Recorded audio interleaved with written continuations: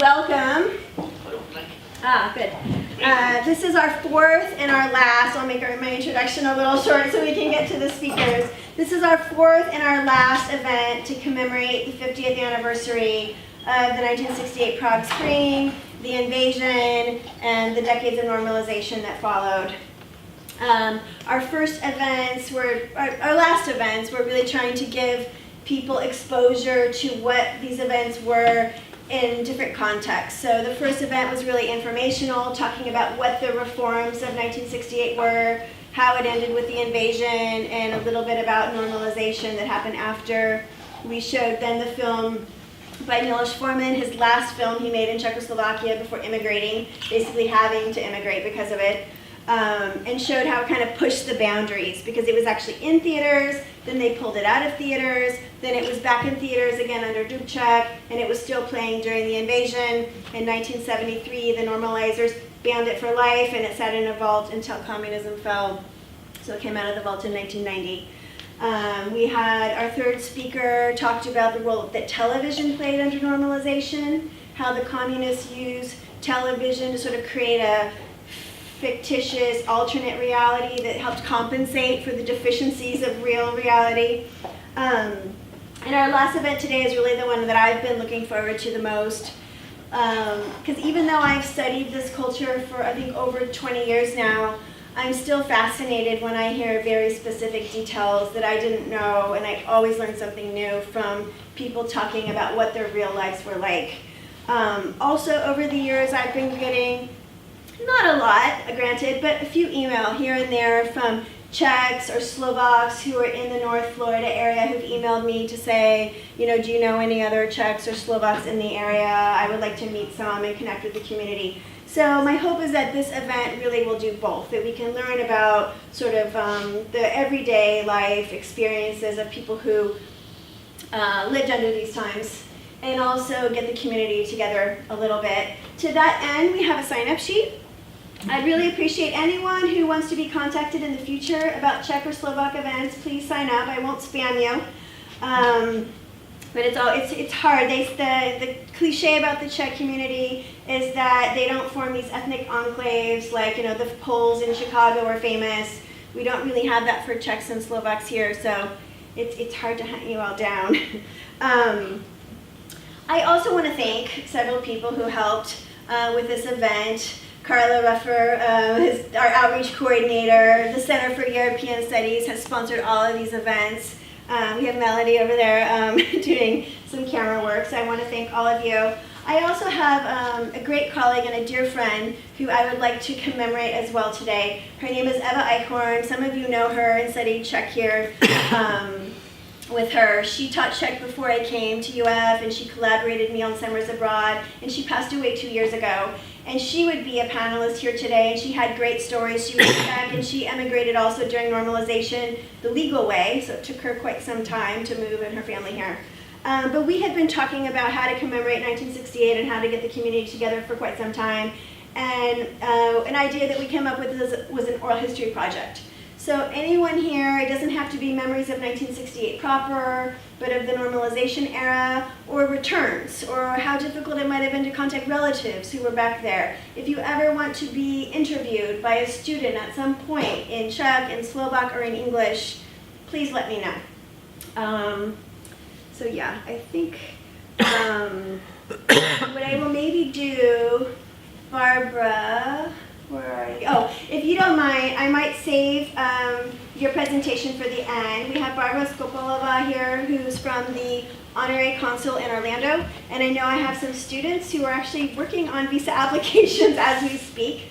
So I think I didn't know exactly what all consular services were available in Orlando, so at the end I think it might be useful to have you say a few words, let people know what kind of services they can actually obtain there. That would be really useful.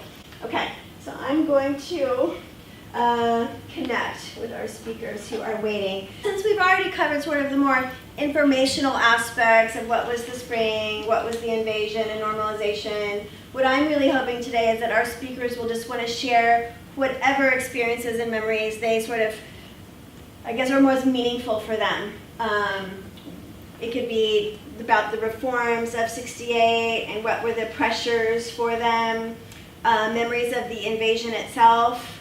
And I think you will be our only guest who really stayed in Czechoslovakia for some time after the invasion, so you'll really be able to talk about what daily life was like under the communist era. I mean, the sort of the heavy second phase of late communism. So I was just telling everyone that our first events already focused on sort of the informational essence of the Prague Spring and the invasion and normalization.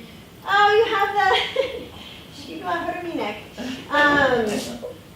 so we really want you to share whatever experiences or memories are sort of most meaningful to you. And what we'll do first is we'll start with Paul Gazda, and then we will go to you, and then we have Anna Rybarova last. So anything that you can sort of, what's most meaningful to you, where you were in 1968, and anything sort of beyond that. I was 16 years old when the invasion took place. I remember it very well. We all thought, secret people, that the Russians would not come. My dad was convinced that they would. We had discussions about it leading up to the August invasion until the very last day. We thought it was impossible while the world was watching, but it took place. And middle of the night, I remember bullets flying over the roofs of Prague. With every 20th bullet was a phosphorescent piece of flashing lights. And next week or next day, we went up to Wenceslas Square.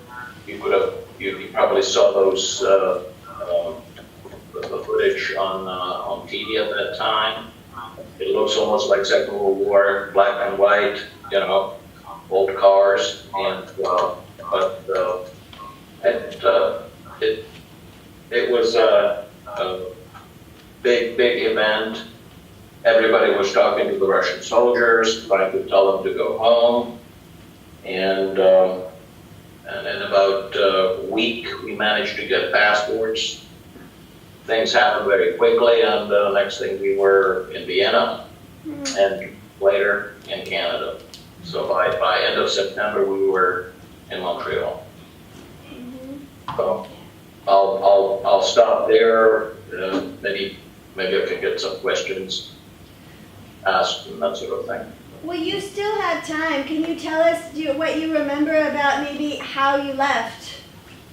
Okay, well, so we left in a family car. First, we were gonna pack everything that my dad thought, well, if we showed up at the border with our pillows and sheets, they would probably think we're trying to, emigrate. So we made it look like we were going on vacation to Yugoslavia, which was another silly thing. Why would you go on a vacation in the middle of that mess? But anyways, that's what we did. Of course, at the border, nobody, there were no communications back then, so it was, next person's best guess. So when we got to the border was wide open. The border guards gave us, they greeted us, and they sent us off with,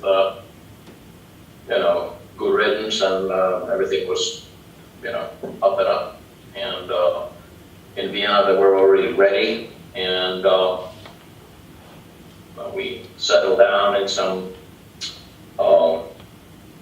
in an apartment that was available for refugees, and then the countries one by one started opening up their borders for embassies. So first, Switzerland actually was first. We had immigrant visas to go there. A lot of our friends settled in Switzerland that thought it would be too close, and it's like North America, Canada, United States, so we ended up in Montreal.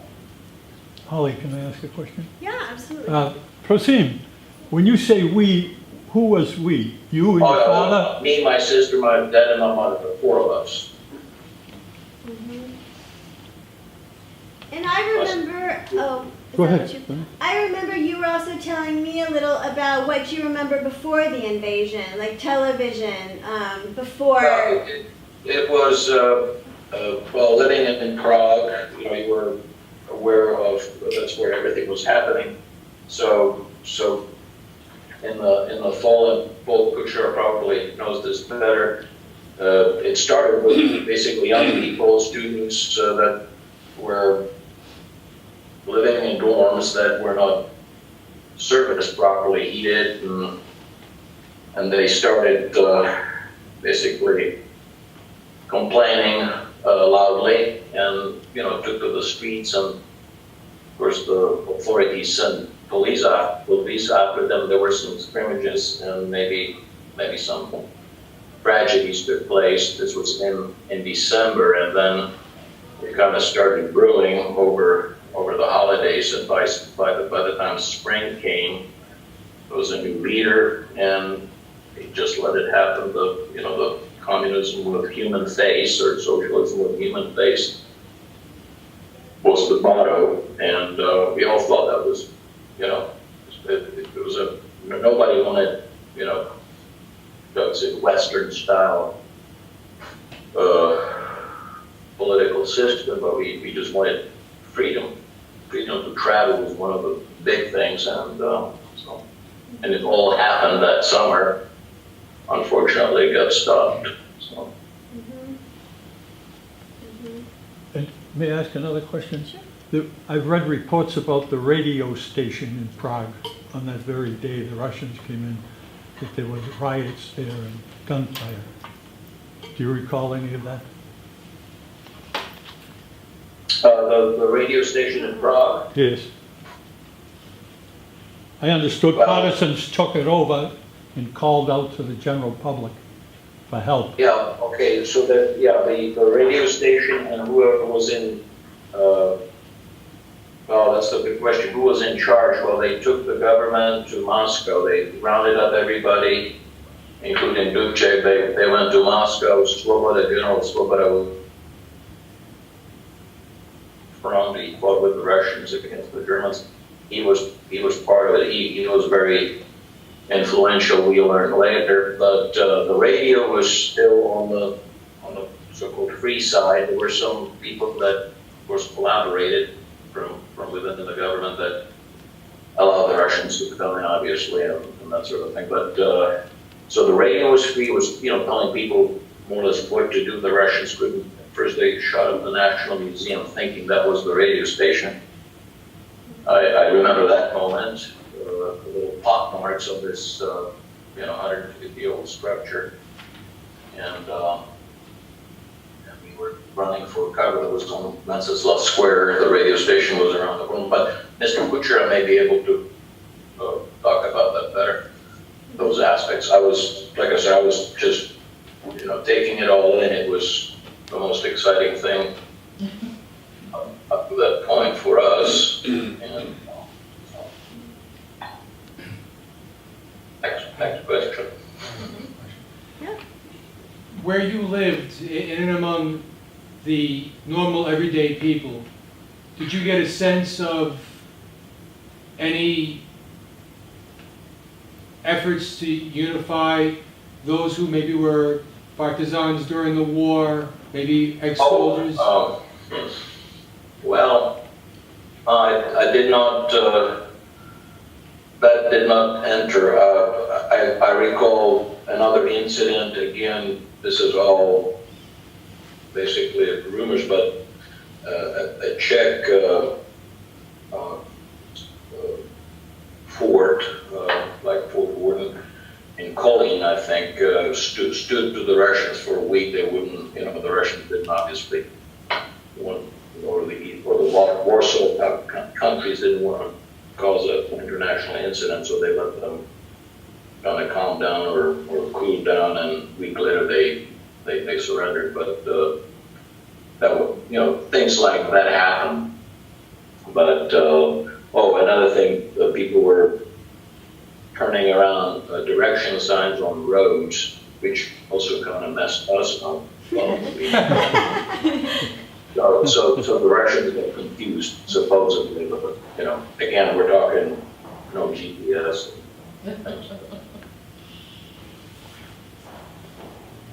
Yeah. And now I'm starting to kind of talk about things I'm just thinking about now, so not my cup of tea or forte, with these details, logistical details. I'll probably remember them in 20 years if I'm still around. Yeah, so I also remember you were telling me that on the TV, just sort of before, even in the early spring, that you were constantly surprised by sort of how far people were willing to go, on, like in their criticism on the television. That's right. It was like, yes, it was, every day it was another one, another bomb fell, and people were just opening up more and more, and there was a general Steiner that escaped with some secrets. That was a big affair that happened in the summer, and then they uncovered, a lot of the you could call it atrocities that took place. When people were rounded up, in the early days of communism, when they were, for instance, forming collective farms, all that process got exposed, and it was interesting.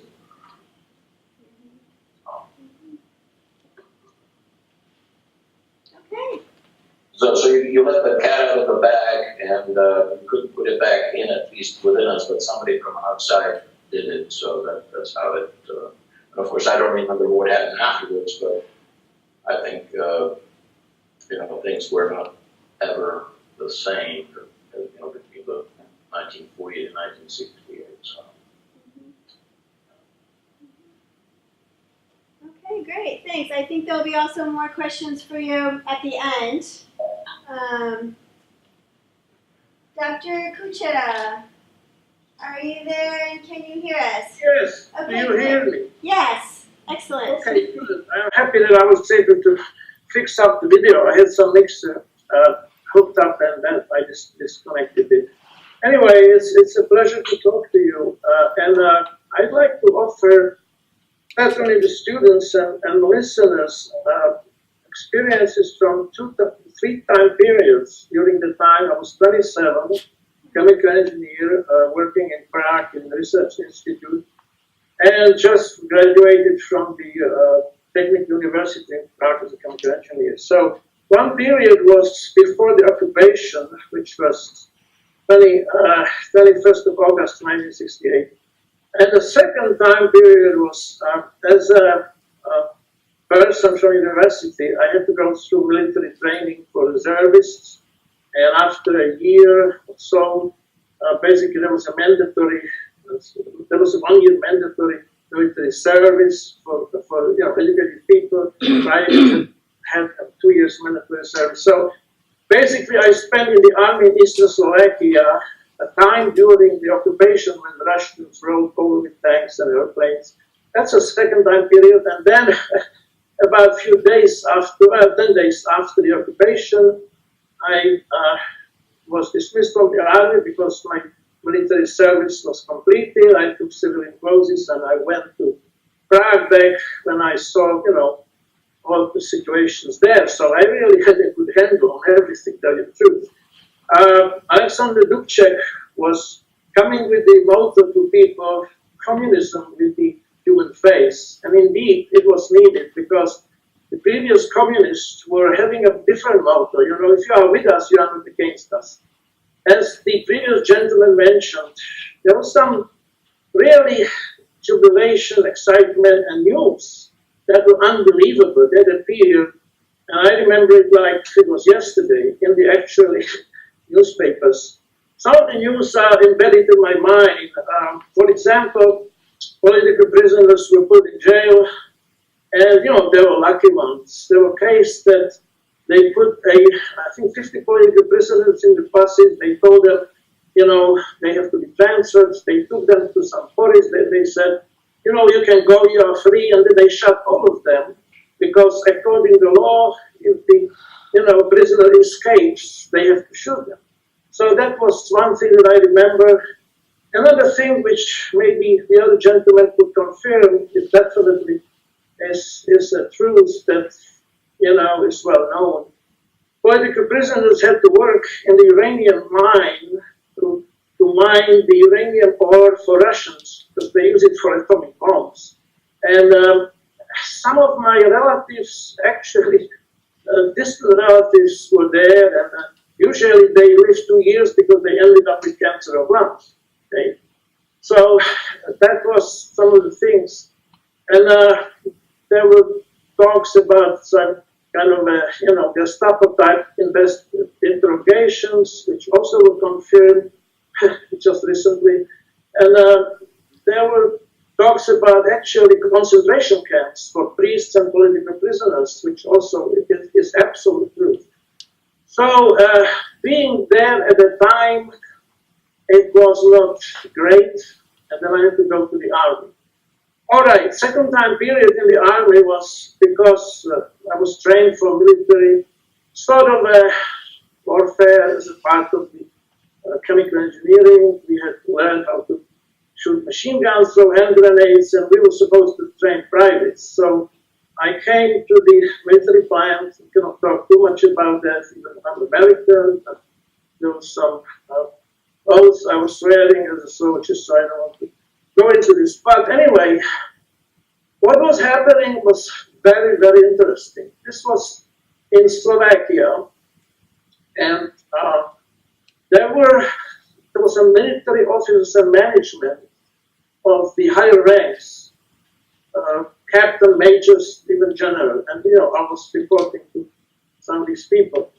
I am absolutely convinced that Slovak military management knew about the impending invasion, and I offered two proofs. One proof is that about 3 days before the invasion, what happened is that usually high military officers were present in the plant, and they disappeared. They went to their homes, they lived in homes, away from the military plant.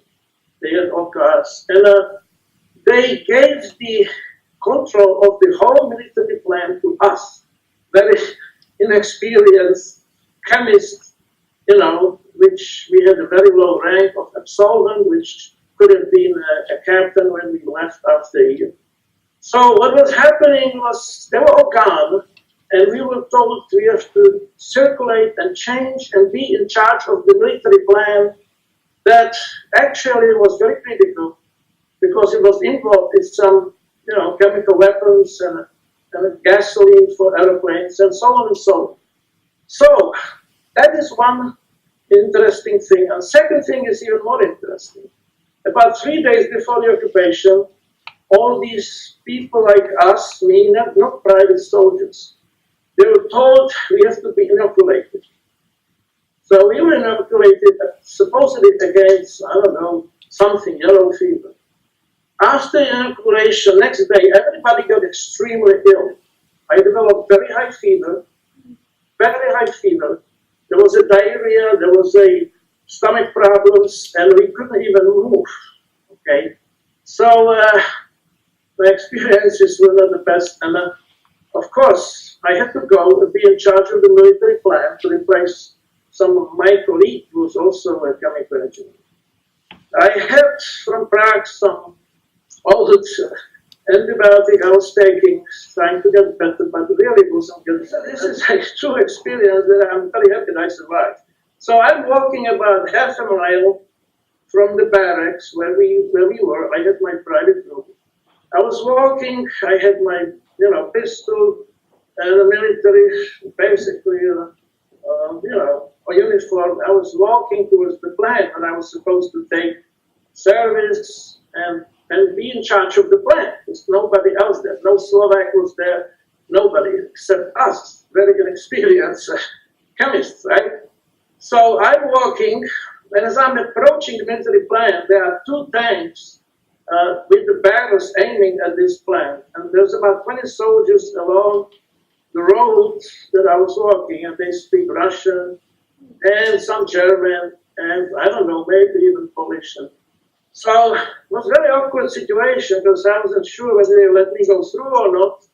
But I had to go because that was my assignment, and I really couldn't. So I was slowly walking, and I heard, Russians, so they were using some very dirty words. I don't want to repeat it. But I was slowly walking, and of course, they let me go through without, any incident. So I got to the plant.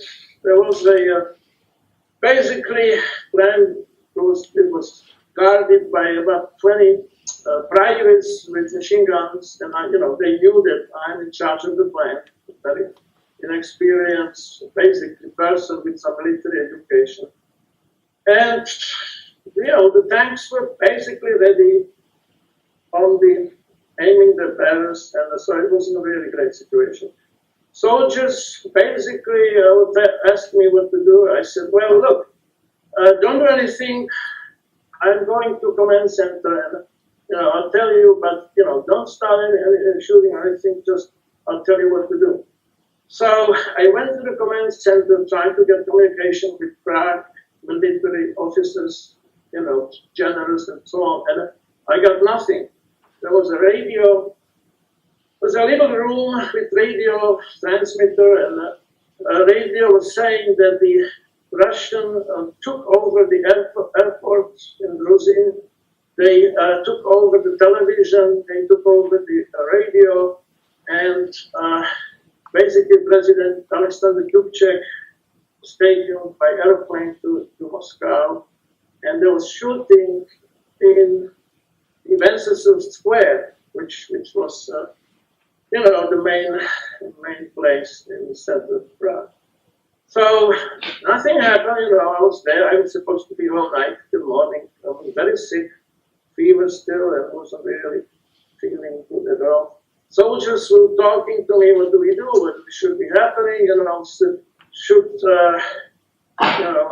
we going to die? And I said, wait, don't go crazy. We are overpowered so much that we would never survive. So just don't do anything. So they said, we have families, and so that bad what's happening. So I needed to have some pep talk, because I was the leader of the military group, 20 people with machine guns. So I said, look, there are no bad soldiers. There are only bad generals. It's kind of funny. So I said, don't do anything till I tell you. So I went back. They were guarding the entrance. I went back to the military command, and nothing was happening. At 3 o'clock in the night, I got a call from the Center Army Command saying, lay down the arms, there's no shooting, okay? Just lay down the arms. So I told the soldiers, of course, and I heard on radio there was some shooting in some neighboring plants when, there was basically confusion, and some people were killed. Soldiers, Czech soldiers, Slovak soldiers, and some people were run over the Russian tanks and killed. So it wasn't really as good as people are sometimes painting it there. Anyway, with still ill, high fever, the time came that I was supposed to go home, so I came, basically put civil clothes, and went on train to Bratislava, then from Bratislava to Prague, and joined my family. So in Prague, there was a curfew. Nobody could be on the streets after like 8 o'clock at night.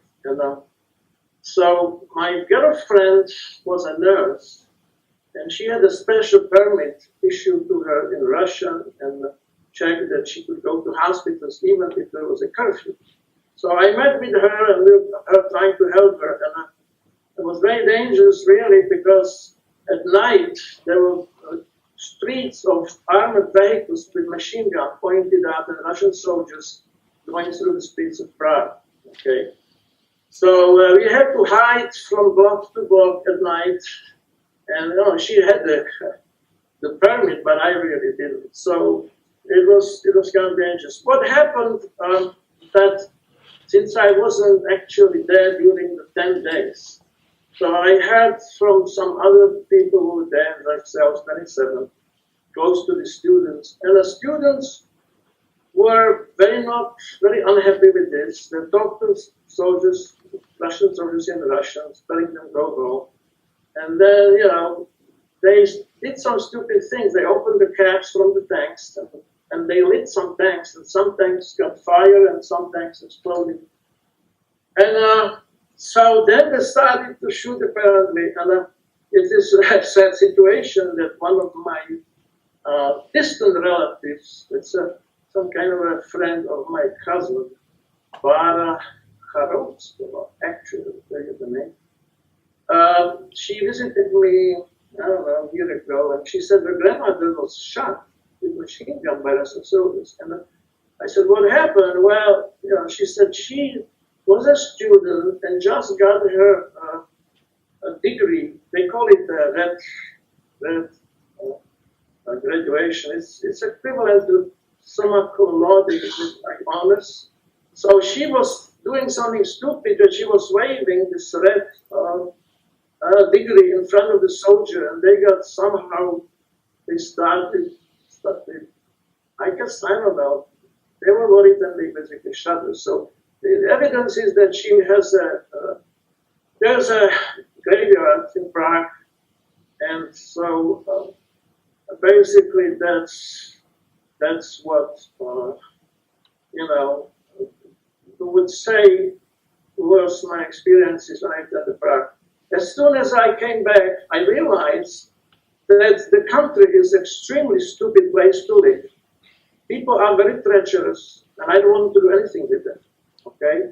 So, fortunately, I had relatives in Vienna. During the times of the freedom, I got a visa to go to Vienna to see my aunt there. So I picked up one luggage, my girlfriend.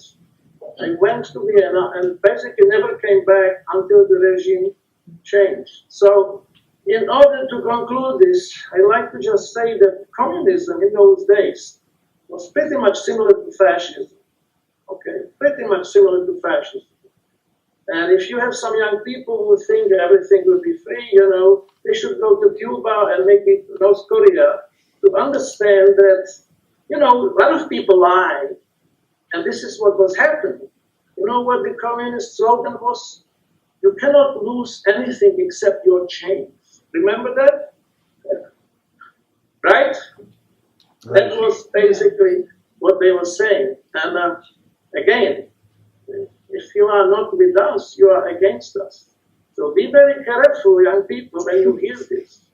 Because you can get into real trouble. And that basically concludes my discussion. And, if you have any questions, I'd be happy to answer the questions.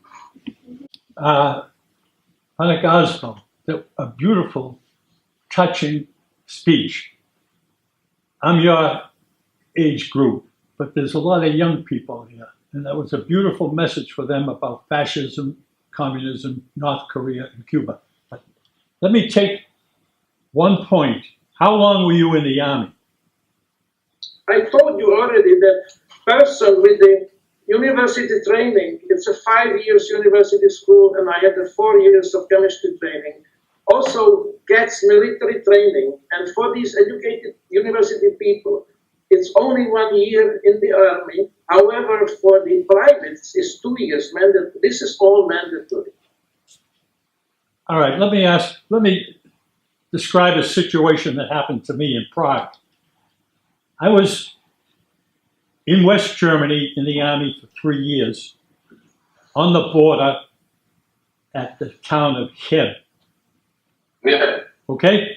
Now, in 1990, I went to Prague. I knew some Czechs there.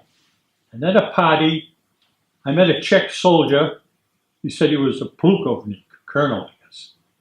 And he had been in charge of a motor pool. You know motor pool. I don't know what the Czech word for that is. That's where all the tanks and trucks and jeeps, Right. all the armored personnel carry. That's where they all are. So he said to me, how come you talk Czech? Is your grandma a Czech? I said, no, I learned in the army. He said, what do you mean? Well, they have a school and they send some of us to learn Czech. He said, what for? I said, well, then we go to West Germany and we sit on the Iron Curtain with our radios listening. He says, what are you listening for? Well, we're listening to see if the Czechs are going to invade West Germany. Well, he got a fit of laughing. He said, you fool. He said, we didn't even have petrol.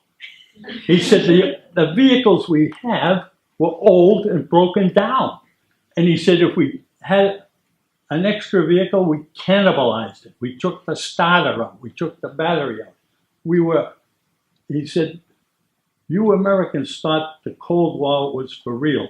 He says it was a Russian farce. Now that's what he said. And so that's the Cold War from his point of view. For us, it was dead serious. There were hundreds of us, 6 weeks in the field, firing guns, plenty of petrol. We were ready to go if the Russians started it. What do you think? Very good. I forgot one thing that everybody should really know. It's important. Sorry, I'm extending my time. But after the occupation, there was, of course, the students who were extremely unhappy.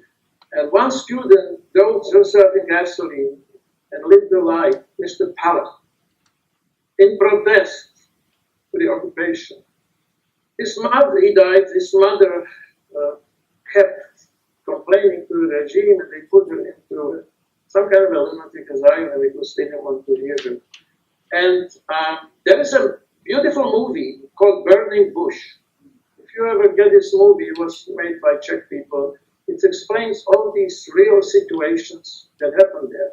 And what I forgot also is, if you think communism is that good, and I really disagree with everyone who says that, if you think it's that good, that they were witchcraft.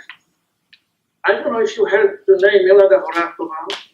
That was a journalist who was very courageously writing against communism. They convicted her of treason for the state and hanged her.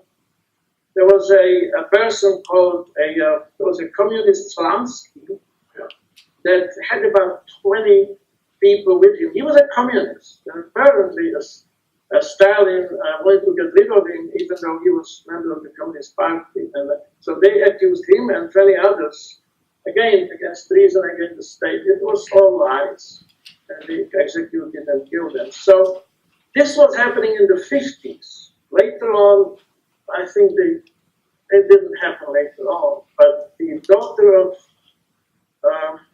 this courageous woman, Ms. Horáková, emigrated to the United States. And I emigrated too, and I was very lucky. I got a job as a chemical engineer. First day I was in America, I was employed ever since. Any questions?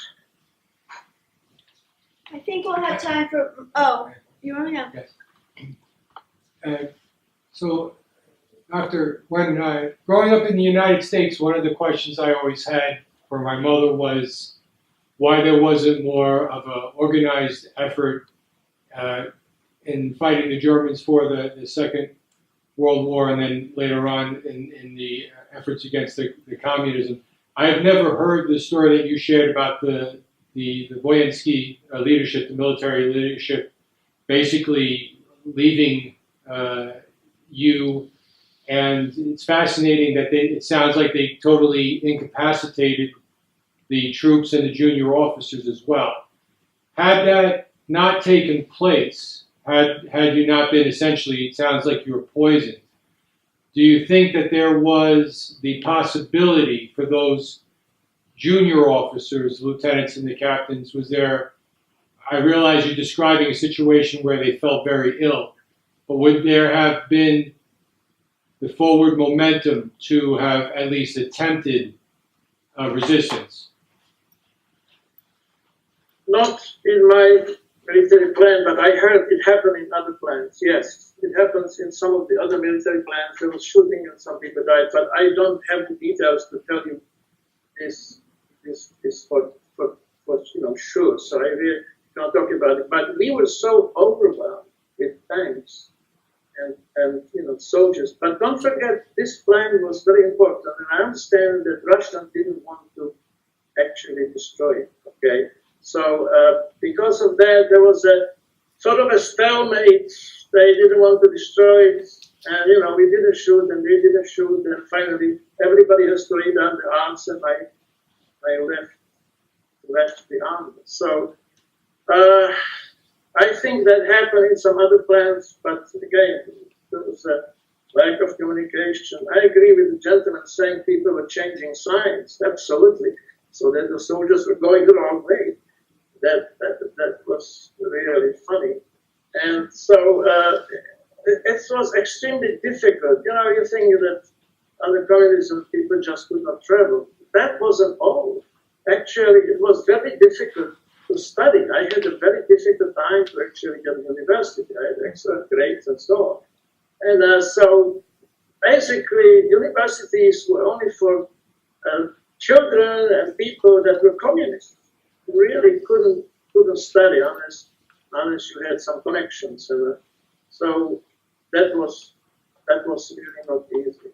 On the contrary, the communists were inviting for free people from Cuba, from North Korea, and they were, training them to be doctors or all sorts of things, so that they had all this free, support.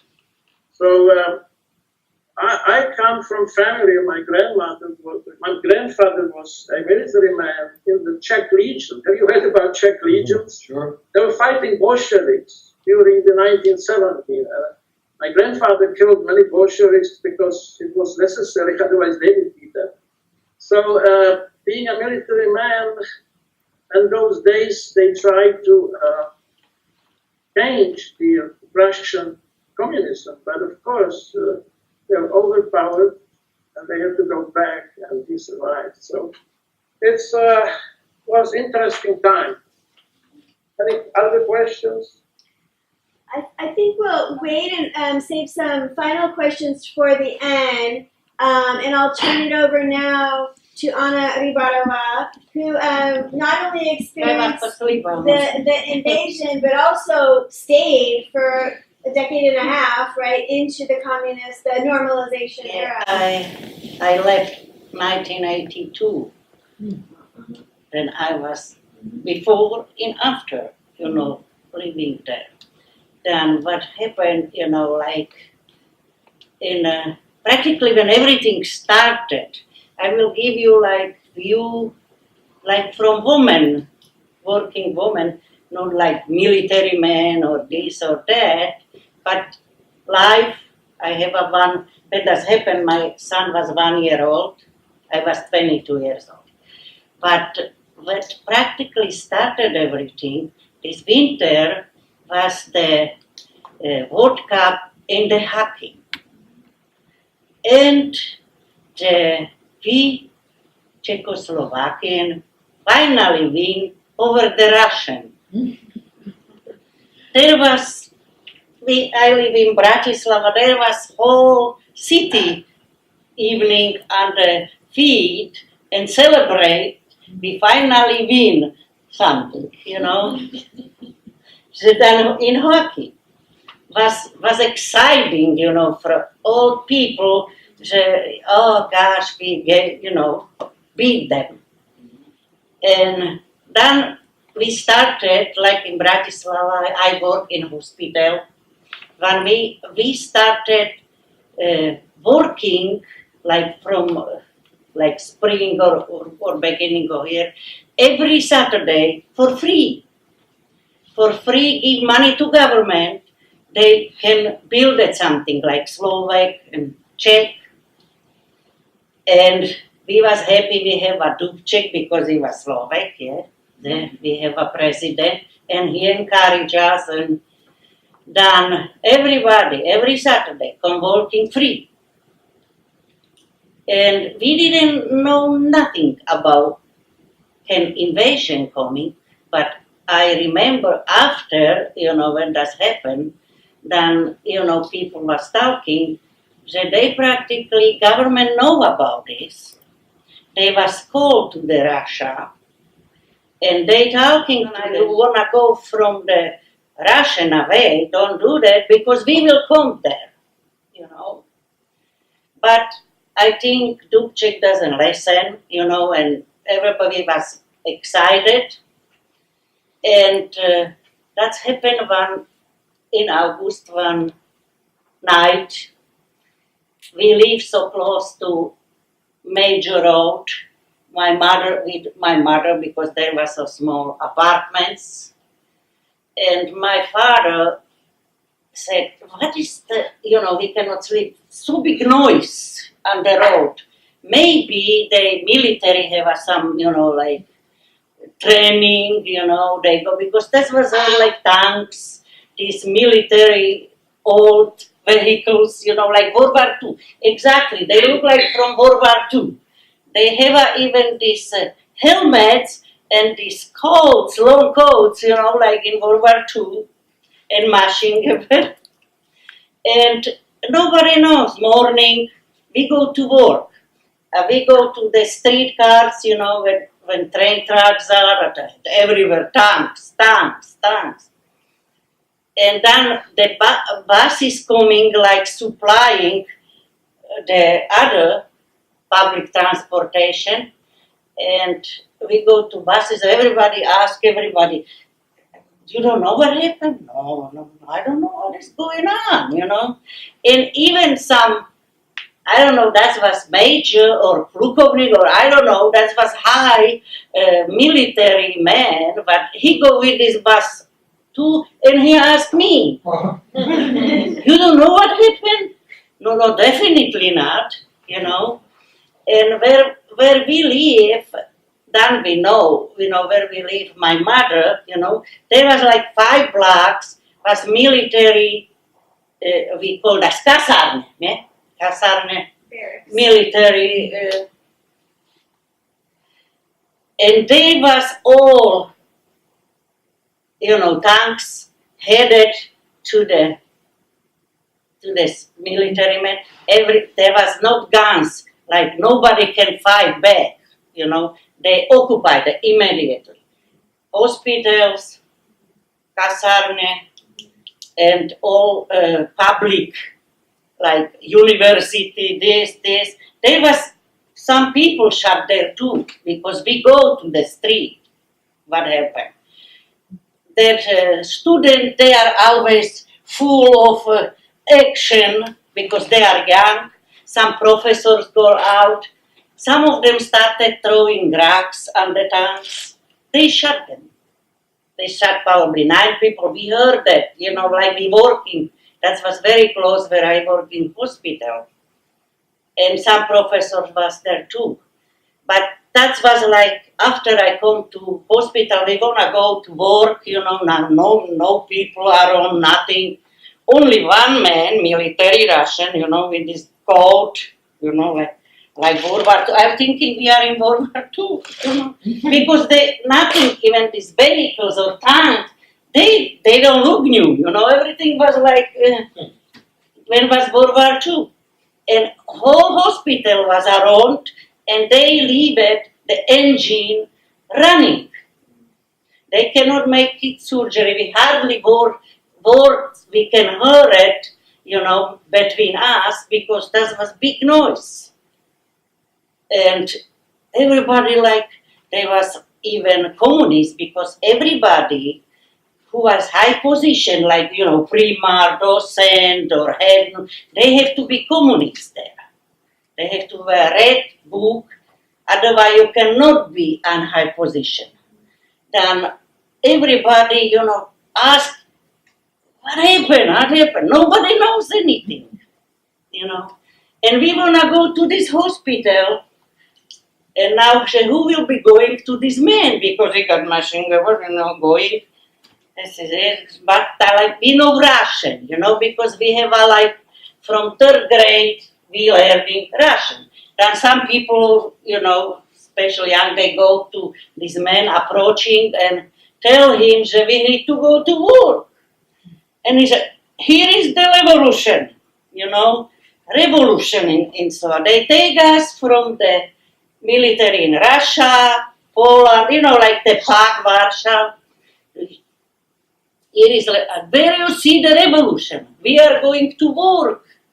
We need we have a patient there, I have a pediatric nurse, I have a newborn there, premature, we need to go to work.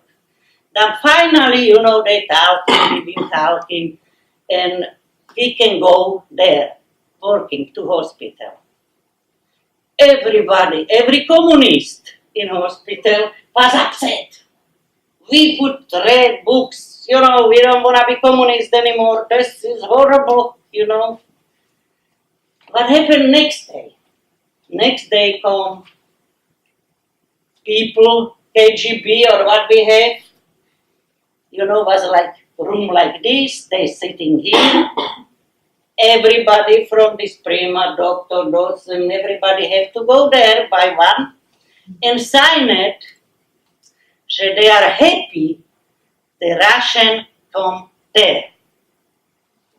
Otherwise, they will lose job. And the universities, so many professors didn't sign it. They lose the job. And there was people who said, they lose their job. And after, when my child was born, second, and I don't go back to hospital, I go working on one place where was all these people working, some job, they was doing books, this, job, they give them job, but there was all loose, because they tell me everything, what was there. Then was psychiatric sanatorium, daily psychiatry. There was all these people, but they lose the job. They come in morning till 3 o'clock, taking pills, they have a depression and all these things. They are somewhere because somebody gonna even kill themselves, That's what happened after the Russian war. In day when they come there, I was in the work from home, take my husband and we go to the streets. There were so many, especially young people, talking by the tanks with this, because this military what was there, they were 17, 18-year-old boys. They was not old. We talking with the Russian, here is not revolution, why did you come here? No, we have to come because they tell us, we have to go there. Then some of them was climbing at the pools where was because we always have a Russian and over a flag there, they burning these flags, My husband had to hold me because I was so upset. I want to go climbing too. I was pregnant with my daughter. I said, I don't care.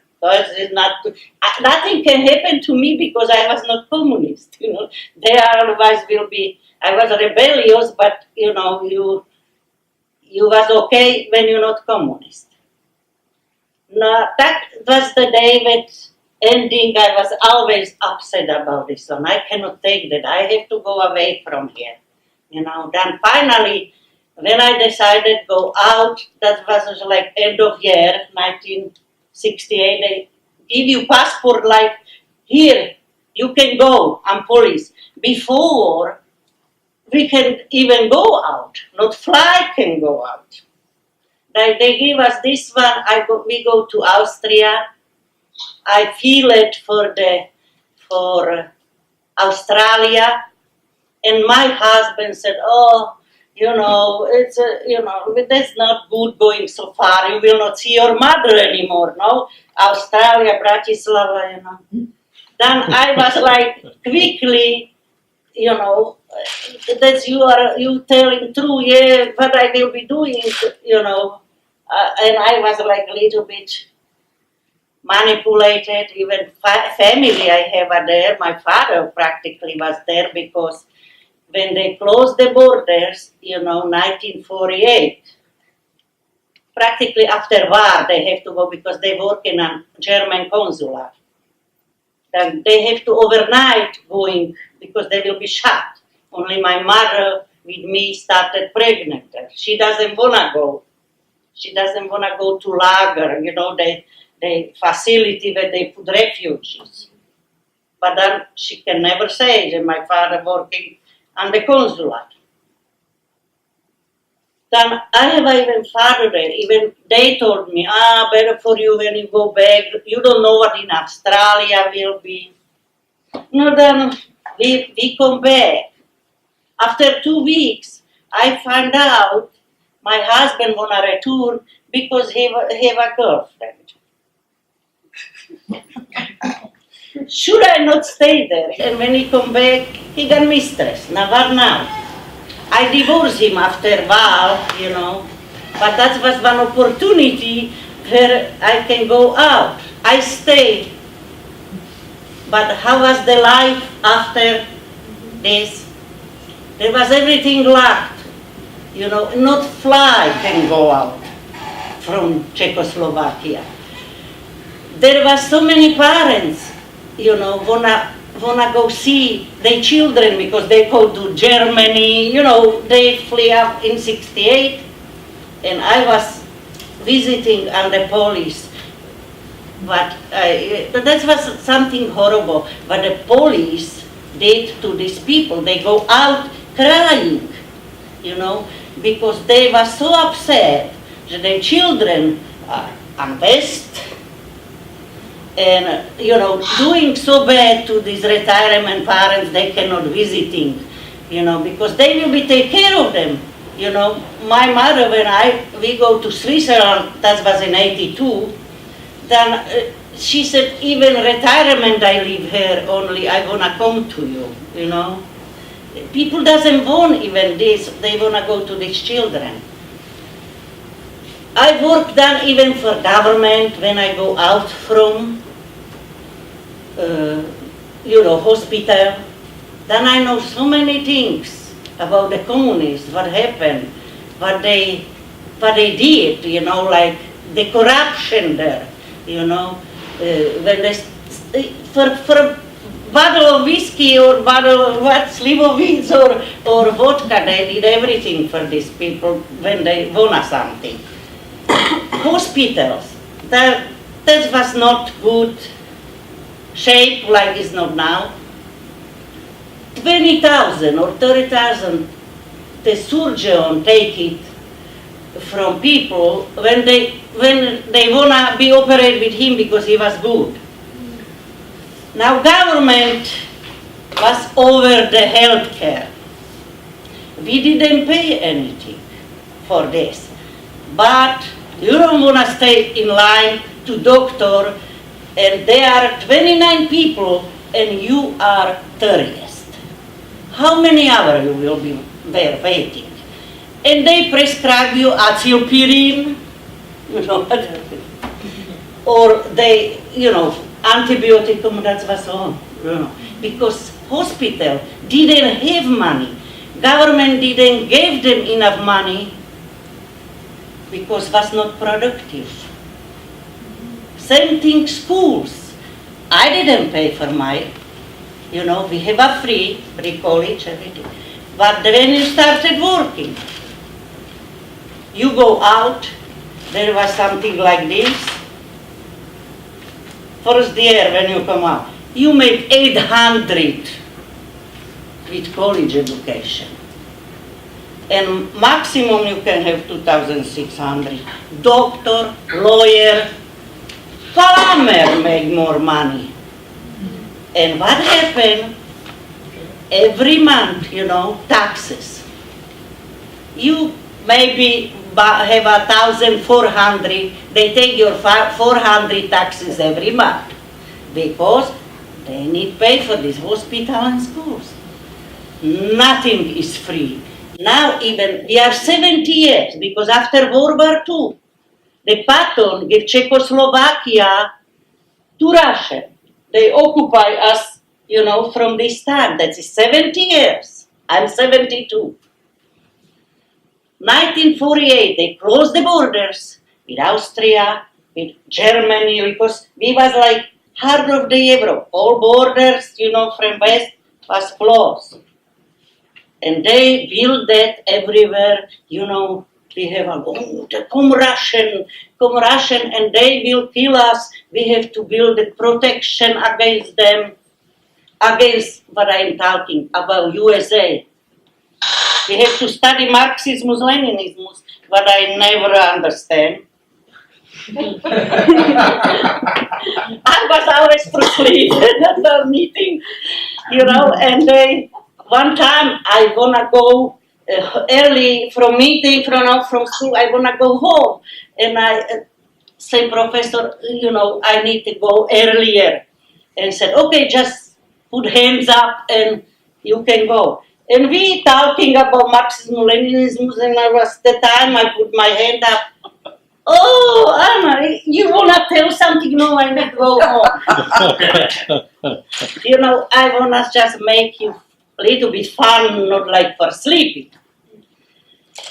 I wanna write a book about everything. I said, when I will be retired, I will write a book about this everything. But people don't know where we was living. I have everything because I have enough money, have a good condominium, but was more expensive in the Bratislava, everything in it. But we didn't have a freedom. Freedom. Everywhere police. That was police state. One time I go from my girlfriend, 12 o'clock at night, I go out from bus. I have to walk to my condominium. Police after me, car going. And I have to show them papers. One lady, she was good dressed and everything. There was not, people who was homeless. No. Because everybody have a right to work. They gave you little money, but you have a right to work. Like my neighbor was doctor geology, His wife was engineer, chemical. I have more money than them. Like two lawyers, one downstairs, was upstairs. Nobody have. Everybody have same. Like when I thinking now, nobody can say, oh, we got so much money, now, everybody same. They said, this what they study. Don't pay for this.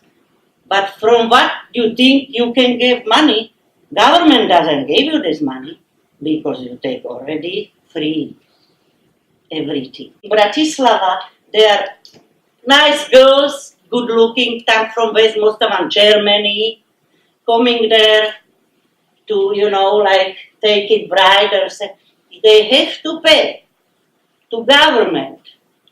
How many schools you have, that much money you have to pay to government, she can go out. Somebody, even 100,000 have to pay.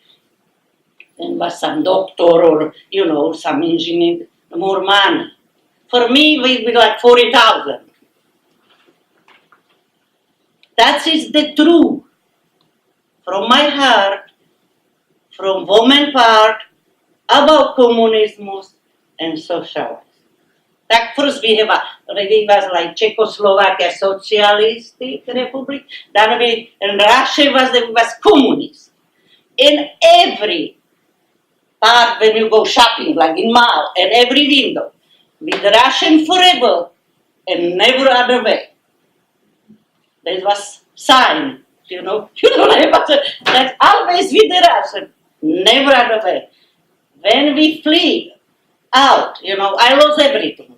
Give it away. From one day another, my friends take everything. Only 5 people know it. Otherwise, when somebody will be called on the, border, they will put you to jail. Your car will be till one screw. They will be taking everything, finding, I don't know how are we going out. Even when you go out, you cannot take any papers or something like that. That's when they find it. That will be something you go out. We go to Yugoslavia for the vacation. when I sell the condo, then I have a money go out. Otherwise, nobody have a money, like extra. And then, that was only reason why we can go out. But other things, I lost everything. I lost my career. I lost my job. I take 2 children with me, 13 and 15. They didn't know anything because my son, he will be tell. He is like, but he don't know, he say it. Then my children didn't know was that risk. Where we will be going, where we will be sleeping, how we will be doing, You don't know nothing, when you go out. We come to Yugoslavia, everything like for camping, car, my jewelry, my money.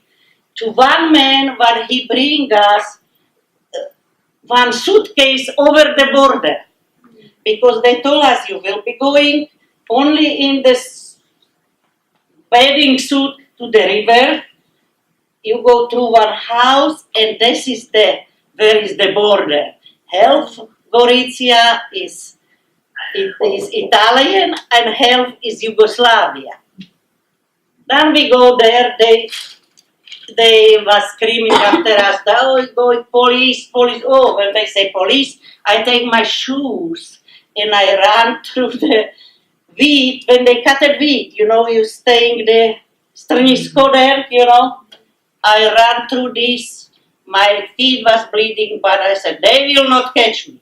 And I always think that we'll be coming like German and World War II with the dogs, and they put dogs on us. Then my husband with my son, they lost. After 2 hours we come together. And me with my daughter, she almost have a heart attack from scary, But, when I think about this, was practically, I was more scared like really was. But still, you come somewhere and I said, what now? Where? And there was the owner of that was in Italy, of the vineyard. And he was laughing, I said, you can work here, little bit, and then you can go. And I said, no, we have to go somewhere to middle Italy, because they can coming from the communist and catch us. You found your way out through Yugoslavia. To Yugoslavia, then we buy that, when we come there, to Yugoslavia, we go to Milano, and the owner of the hotel, he told us, till you are not Russian, I don't care whether you got passport or not, you can sleep here. Next day we go to the German consulate. I tell him her story, and they helped me. They gave me visa.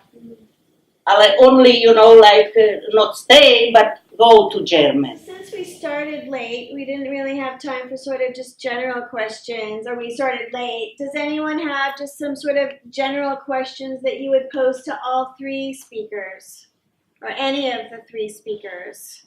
The days that followed the invasion, once things settled down, did they punish you? Were there less goods? I tell you something. All these communists, I work in the other hospital, director was there, and everybody who was on high class, they was communists. But they all talking against communists. That was the thing, They talking against this, but not publicly, but they try to make it easy for this who was, fired. I worked with one dentist.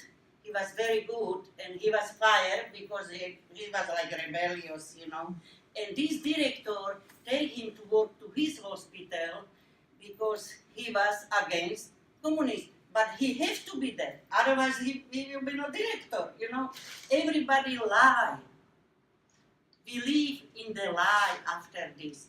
Everybody talking home different and outside different. You cannot go to church when you're working in the office or position. You know, only these who working with the shower, you know, the workers, they can go to church. But otherwise, you can't go to church because everything was atheistic. They teach children who's atheism in the school. No church. Let's go 50 years forward now. 2018. Are the Czechs more disposed in a friendly way to the Russians or to the West, to the Americans? Okay, so you asked me if I'm still thinking positively of the lives in Russians Canada. today, How 50 we years can later, know? or I'm asking you if the feeling in the Czech Republic is pro-Russian. well, you know, Some that's of them, an yes. interesting question. There is a strong faction that feels that way, and historically, you know, there were our Slav brothers, and historically there were, well, under the previous regimes, there were some, you know, historical interaction after. I just read some books and I've been on a discussion, but the last president, Beneš, was apparently a Rusomil, which was a, you know, he made it happen after the war. The Russians, we fell under their influence with some of these people's help. But to answer your question, yeah, there's a faction of people that, you know, Russia is the big force, you know, and again, the current leader is something else, and they're, you know, they're probably doing things right for now, but again, we have to sift through the, you know, you have to make up your own mind.